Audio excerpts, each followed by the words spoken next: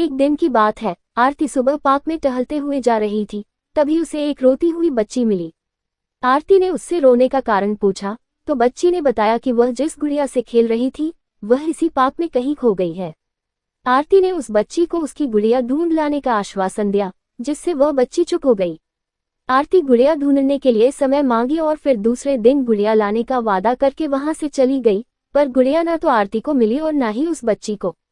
आरती ने गुड़िया की तरफ से एक काल्पनिक पत्र उस बच्ची को लिखी और जब वह बच्ची पार्क में गुड़िया पाने की आशा में आई तो आरती ने वह पत्र उस बच्ची को पढ़कर सुनाया।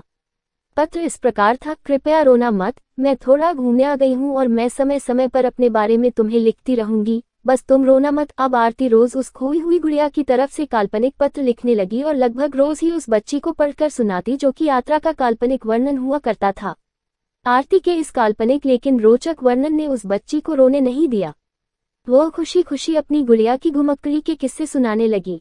अब वह खुश रहने लगी। एक दिन जब काफी कहानियां हो गई तो आरती ने एक दूसरी गुड़िया उस बच्ची को लाकर दी।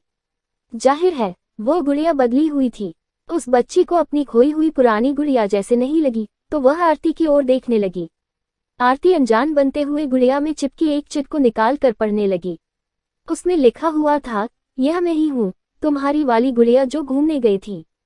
दुनिया भर की लंबी यात्रा की वजह से मैं थोड़ी बदल गई हूँ। बच्ची को इस गुड़िया और आरती पर विश्वास हो गया। वह गुड़िया लेकर घर चली गई। वर्षों बाद जब वह बच्ची बड़ी हो गई तो एक दिन वह अपनी अलमारी में कुछ ढूंढ रही थी तो उसका ध्यान उसी गुड़िया पर गया जो आरती ने उसे दी थी। बचपन की बातें याद करके वह हंसने लगी। उसे सब समझ आ चुका था कि आरती ने कैसे उसका मन रखा। उसे उस गुड़िया पर फिर प्यार आने लगा।